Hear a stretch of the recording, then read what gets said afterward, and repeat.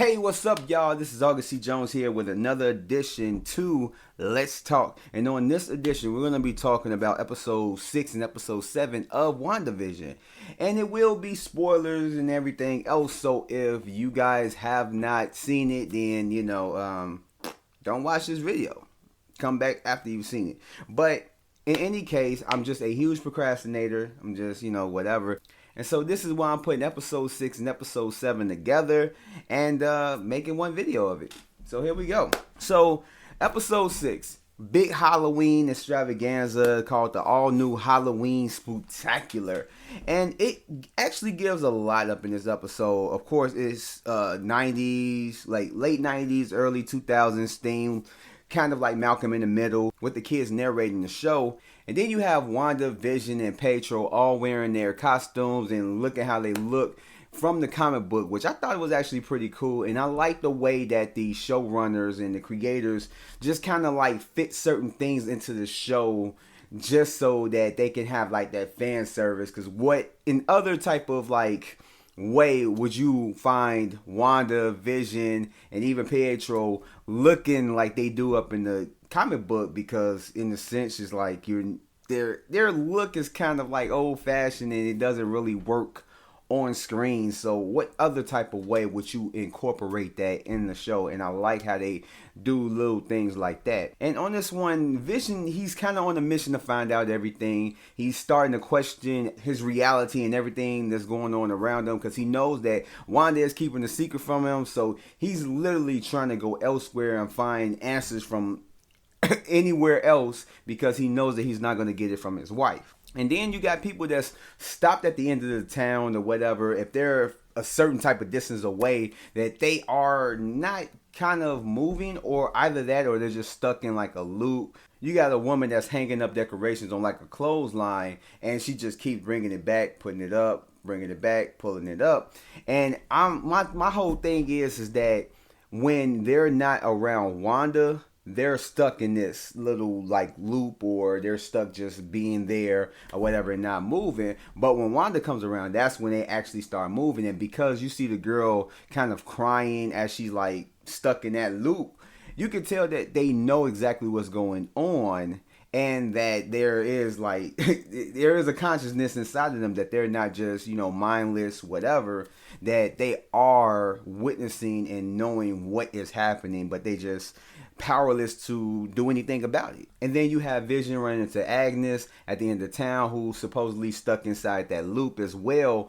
And he finds out that, he is a part of a group called the Avengers, which he doesn't have any recognition of. And, it just more questions start to, arise with Vision and him wanting to really find answers about what the hell is going on. And you see Vision then leaves the Hex, but he is starting to deteriorate and just literally being torn apart as he's like leaving the Hex.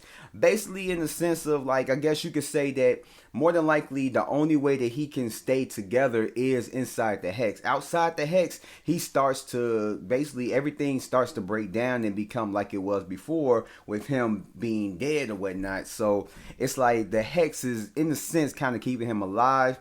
I mean, that's honestly what I got from it.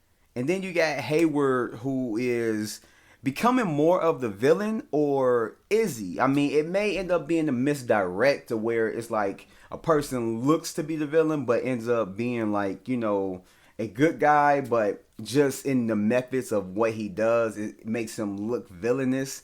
And so that's more than likely the direction that they're going, as we're going to get further on into this video. And then you have the kids developing their own powers. One with the power like Pietro, to where he can run fast, and the other one has powers kind of similar to his mom, but it really only shows itself in telepathy, and he really doesn't really show too much stuff, except for when he actually stops his brother as he's doing the super speed, just to kind of like let him know like, okay, something wrong with that. The loss of accent does play a little bit of a role up in here when Wanda asks Pietro where his accent went, and he asked her where hers went.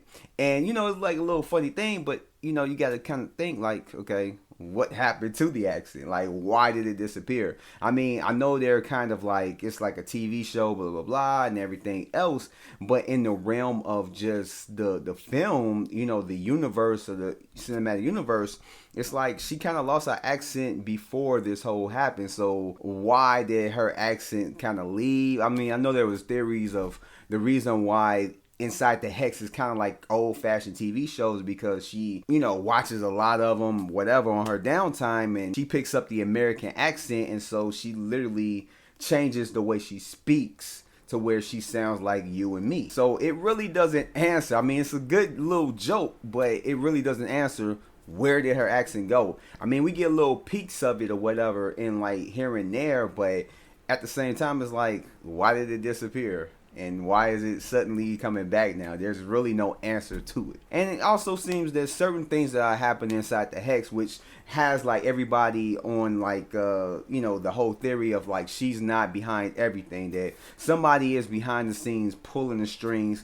And it basically tells us, because she doesn't know what's going on with Pietro, with just kind of like being confused as to why he looks different. Is this her, like, you know, like what's going on with him, and with her testing him and trying to figure out like what really is going on. It shows that she's not in complete control, and so she still has questions herself that she just doesn't question. The only thing that matters to her, as long as she has her kids, since she has her husband with her, that, you know, that's really all that seems to matter, other than like, why is this guy who is clearly not my brother pretended to be my brother? And then another thing that kind of stood out to me was the whole thing where after she was like testing him or whatnot, she repeats the word kick-ass, which, if you think about it, Aaron Taylor Johnson, who played the original Quicksilver in the MCU, as well as Evan Peters, who played Quicksilver in the X-Men universe, they both were in, before they even got into the, you know, Marvel universes or whatever, they actually both were in the original Kick-Ass movie. And so I believe that was just kind of like a nod or whatever, and the reason why when her kid says like, yeah, Kick-Ass,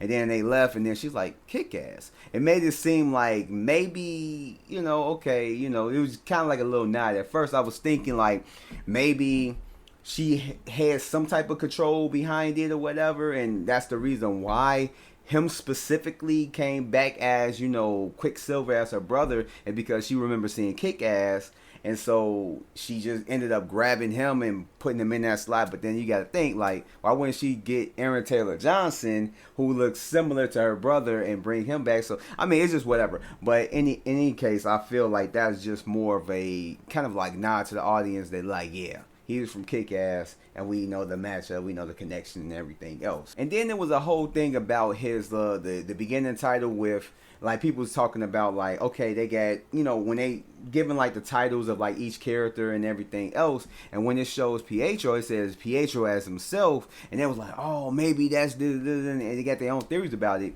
When it's simply, whenever you watch the beginning of a show that has like a, you know, a theme song and just basically presents itself like that, where it show the character and then, you know, got their name under it, blah blah blah, usually with the last character, or, you know, the last actor that it basically shows, you know, whatever, either the last actor or last two actors, it always says this person as this person.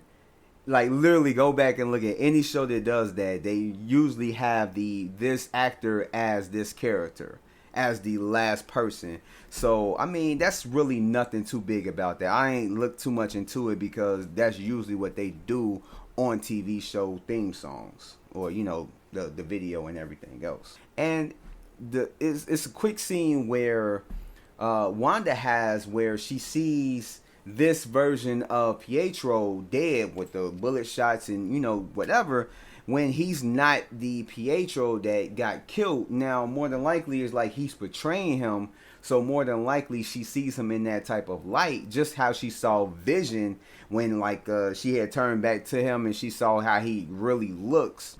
So more than likely it's just because he is portraying him, that's why she saw him like that. But it was just kind of confusion why she saw him like that, when that's not really her brother, and he's not the one he's not the Quicksilver that died. And then towards the end of the episode, she finds that, Vision is trying to escape, and that's when she expands the whole hex. Like, it's crazy as hell.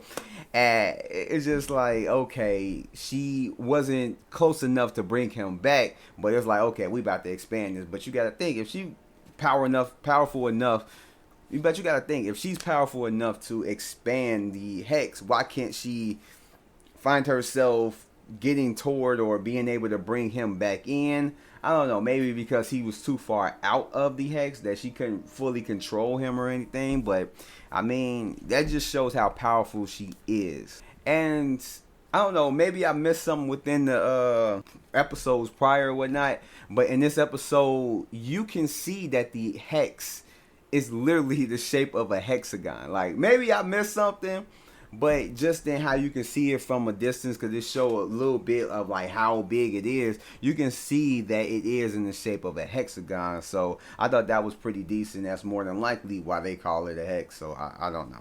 And then you got Monica, who is told that her cells are changing because of her being in a hex and everything else. And more than likely that's building up to her being a superpower individual.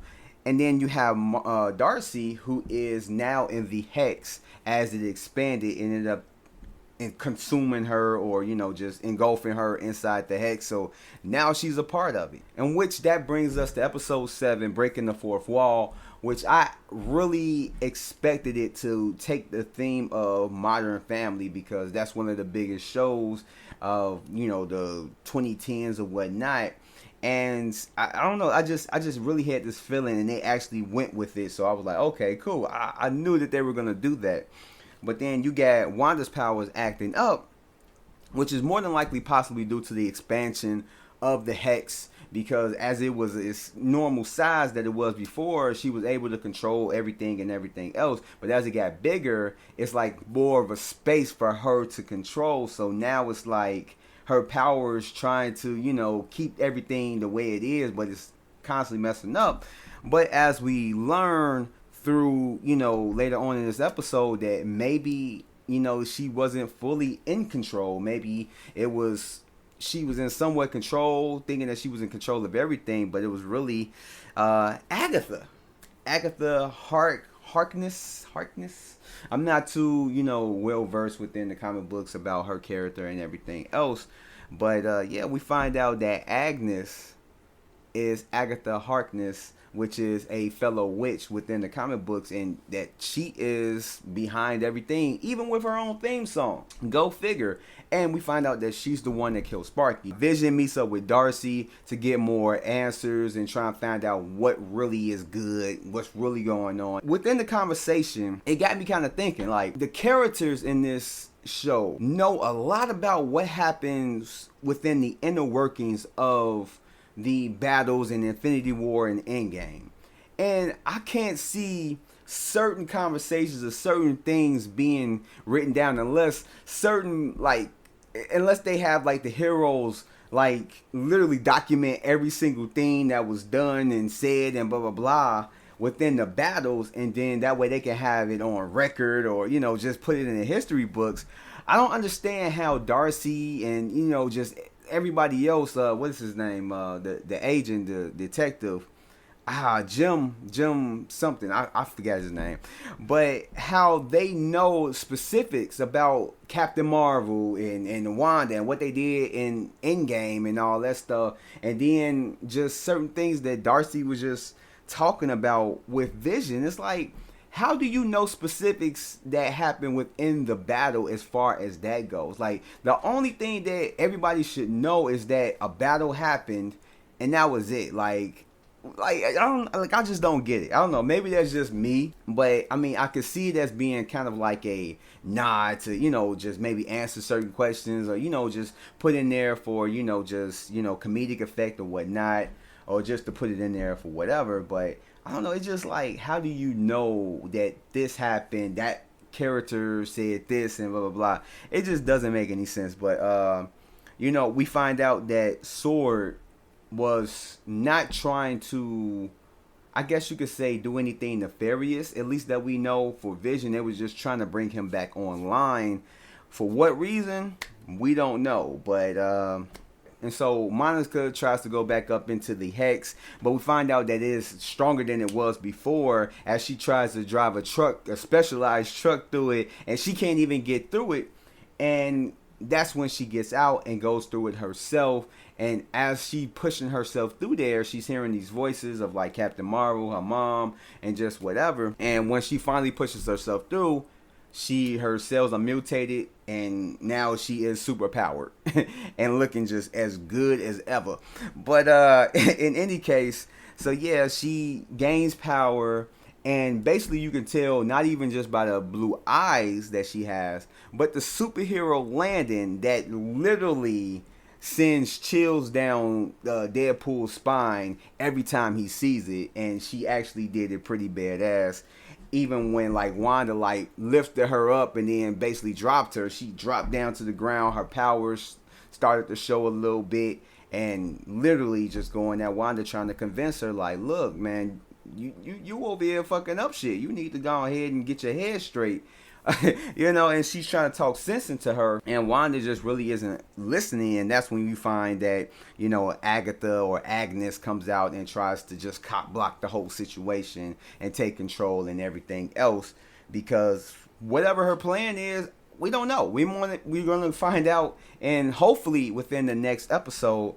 But also we have the commercials. Now, I didn't talk really too much about the commercial up in the last episode of the kid with Yo Magic and everything else. More than likely, that was just a symbolization of Wanda just losing control. I don't know, maybe just her not having control of her magic or whatever. I don't know, whatever. But as far as this commercial goes, it's basically just kind of like relating to Wanda's state. She is just dealing with depression, and it's literally just kind of like parallel to what her mental state is at this moment. And that's really all that is kind of like covered within this episode or whatnot. And man, this show is just honestly just getting so good. I believe we only got like 2 more episodes left. Like, this is gonna be a doozy. Like, this is gonna be something crazy just to witness. And I just love that they're, being bold and thinking outside the box with what they did with this show. This show just, it has a lot to just absorb from it, from Wanda's mental state and why she's doing what she's doing, who's behind the whole thing, with certain like heroes that we're starting to see now with Monica, and just the whole thing of moving from decade to decade of just the TV shows and them acting out certain, nostalgic within certain old TV shows and whatnot. And it's a lot to uncover, along with a lot of the Easter eggs, references, and everything else. Like, this show is just, it's one of those shows that you have to just look back and just, pun intended, marvel at the genius that goes behind it. I'm just really super into this show, and I don't want it to end.